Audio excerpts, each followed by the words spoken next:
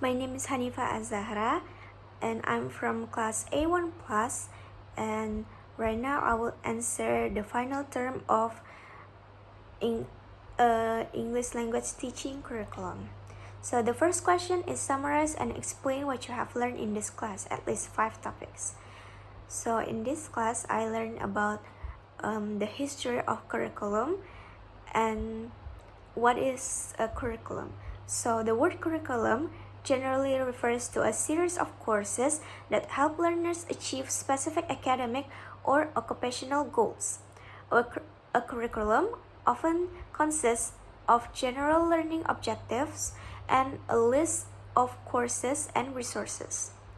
Some curricula are more like lesson plans, containing detailed information about how to teach a course, complete with discussion questions and specific activities for learners. Curriculum is a plan developed to facilitate the teaching and learning process under the direction and guidance of a school, college, or university and its staff members.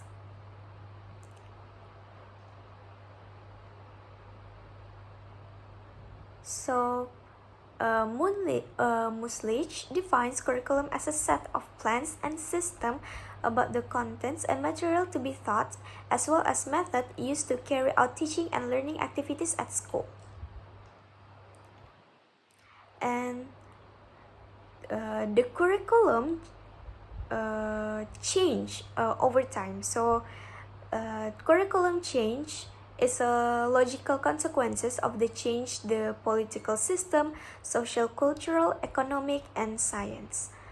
So there are several curriculum that has been implemented in Indonesia. I will talk about the history of curriculum development in Indonesia. And the national education curriculum has experienced changes in the year 1947, 1952, 1968, 1975, 1984, 1994, 2004, 2006, and 2013. And the latest is Curriculum Merdeka. So I will talk all of them except the Curriculum Merdeka. So, the entire national curriculum is designed on the name basis, the Pancasila, and the 1945 Constitution. The different emphasis on basic education goals and implementation approach. So, the first one is Curriculum 1968 and before. So, the first curriculum in Indonesia after Independence Day is the Curriculum 1947. As quoted by him, the curriculum was outlined into 3 columns: class, contact hour per week, and teaching materials. The curriculum was organized to replace Netherlands educational system and developed to establish the Indonesian people character.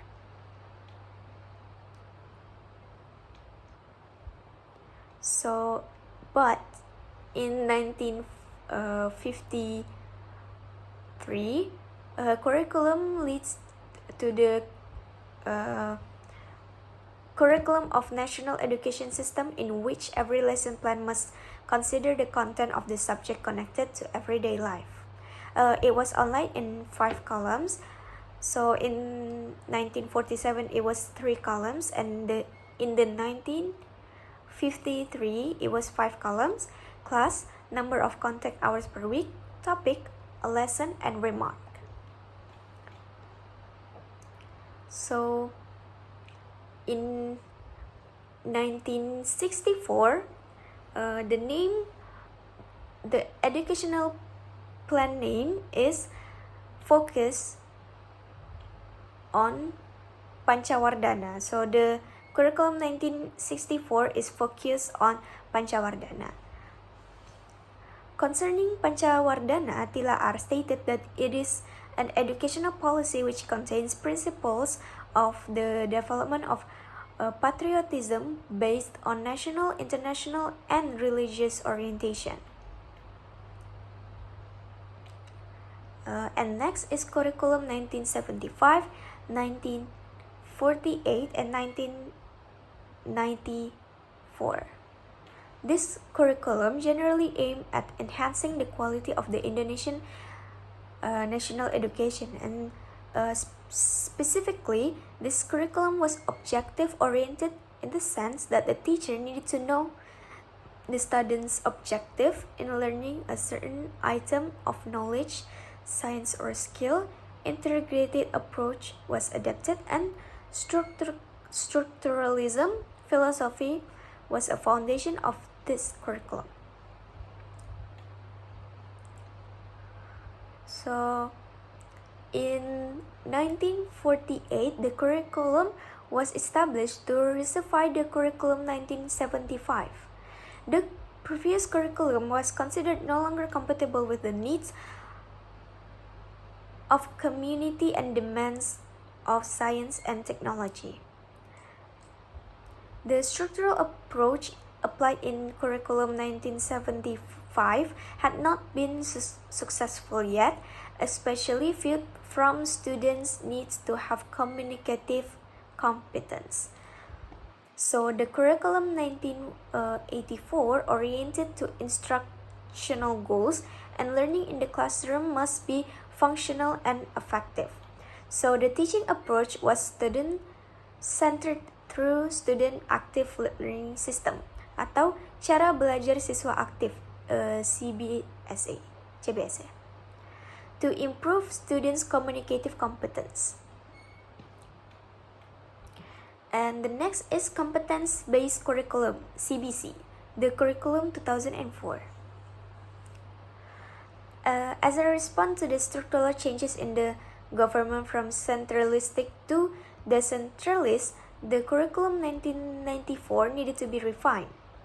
So it was refined by the it was changed to the curriculum named competence-based curriculum. And the curriculum focused on developing ability to do competence duties in accordance with certain performance standards that had been set.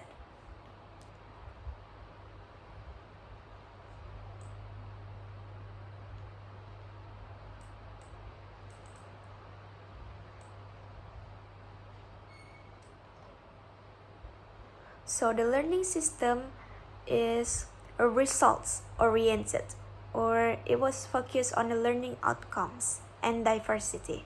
And the activities in the classroom, students are no longer object but the subject, and the teacher's role is only as facilitators. Next is school-based curriculum atau KTSP. Curriculum 2006. School-based curriculum is the curriculum developed by operational and implemented in each educational unit or school.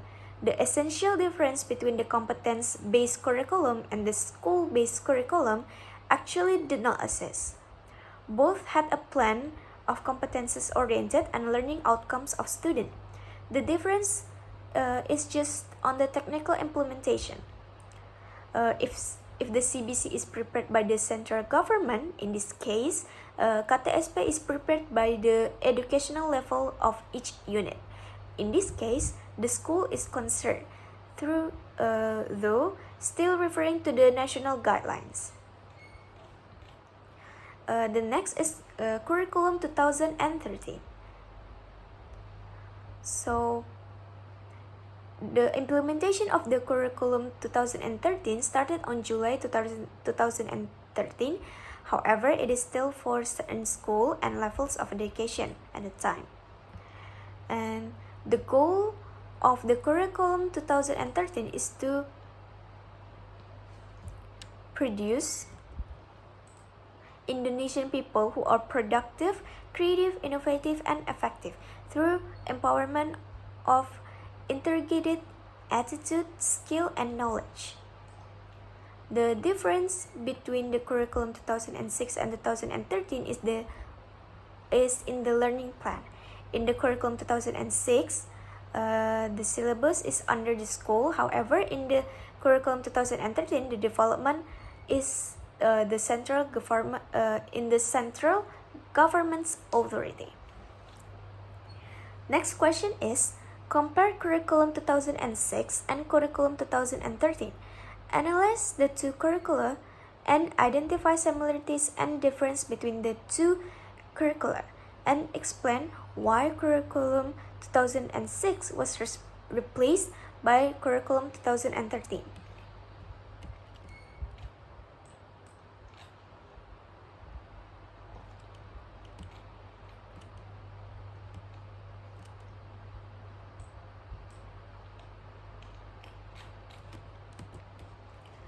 So, the differences between the curriculum 2006 and the curriculum 2013 is the first, a teacher as an authority.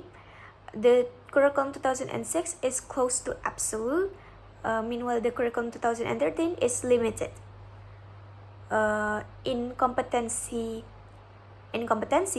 teacher must be high, meanwhile the curriculum 2013 should be high, for the lowers are still helped by the existing book.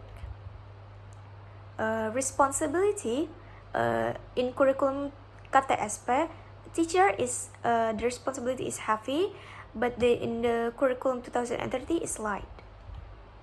And next is for students, the learning outcomes in curriculum 2006, it depends on a teacher as a whole, but in the 2013 not only depend on teacher as a whole, but also the books provided by the government.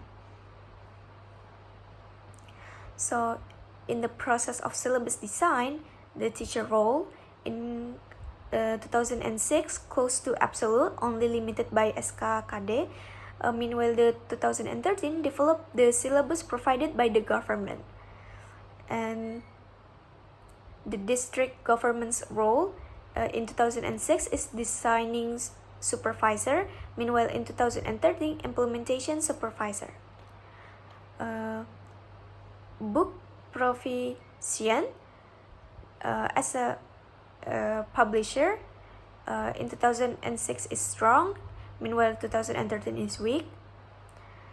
And the teacher book provision is close to absolute, meanwhile in 2013 small, just for enrichment book. And next is lesson plan design. The teacher role in 2006 is close to absolute, meanwhile 2013 small, to develop the existing plan on the textbook. And the district government's role in 2006, supervisor of the designing and monitoring, meanwhile 2013 supervisor of the implementation and monitoring.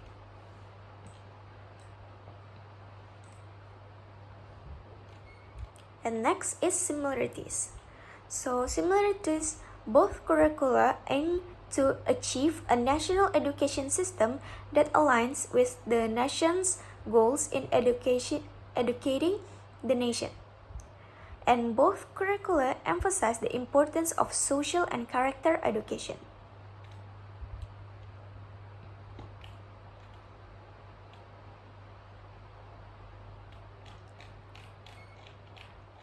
And the next question is, why curriculum 2006 was replaced by curriculum 2013?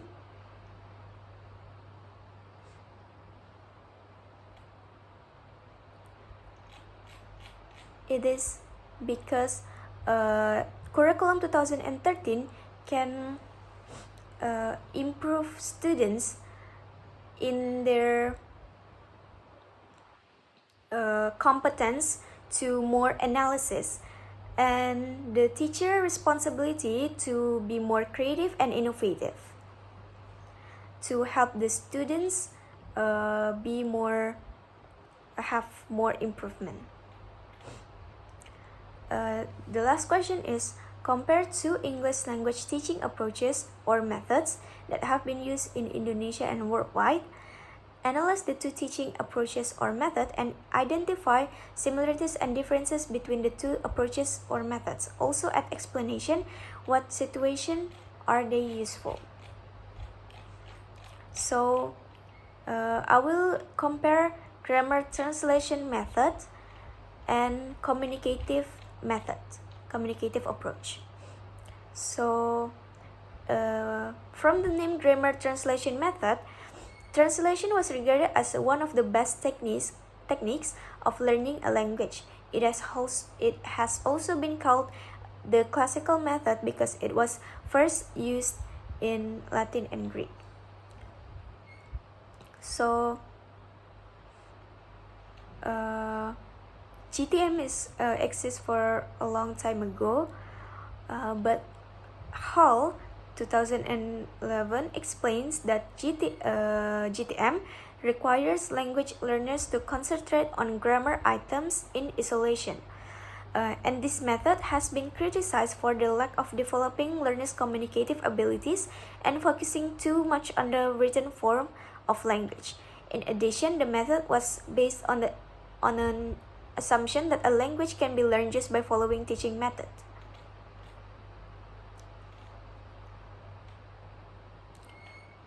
So this broadening market for foreign language to create pressure for the change in teaching method and curricula. So people back then need something that more have the communicative approach.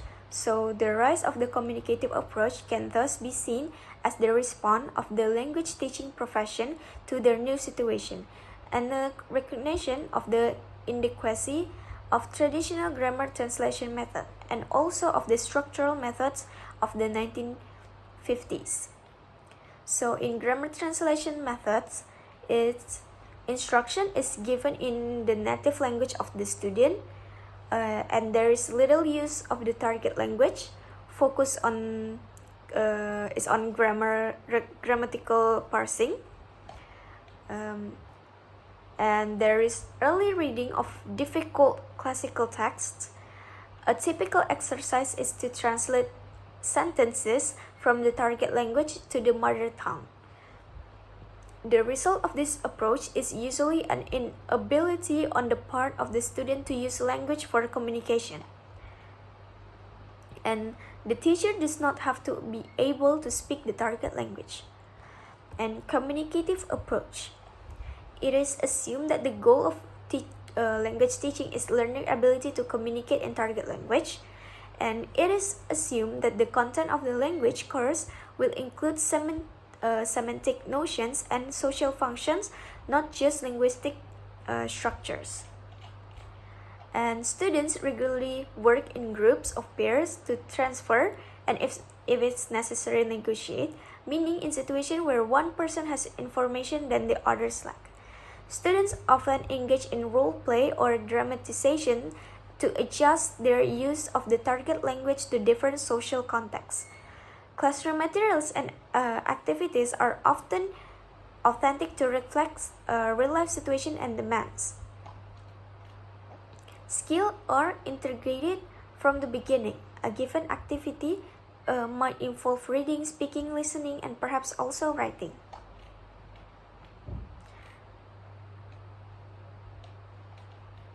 And the next question. In the period of 1980s up to now, communicative language teaching has been claimed to be used in teaching English in Indonesia. Why can CLT stand for a long period of time? Communicative language teaching has been claimed to be used in teaching English in Indonesia since 1980s, has been able to stand for a long period of time because it emphasizes communication and interaction in language learning, which is relevant to the needs of learners in the real world. CLT has developed since then by incorporating technology and digital media into language teaching, promoting learner autonomy, and focusing on task-based language teaching. In Indonesia, CLT has been used in professional development for teachers and in construction industry where cross-laminated timber (CLT) has been used as sustainable and efficient building material. So that is from me. I hope that my explanation is clear, and I'm sorry if there are mistaken in my answer or my pronunciation. Thank you so much for the attention. Wassalamualaikum warahmatullahi wabarakatuh.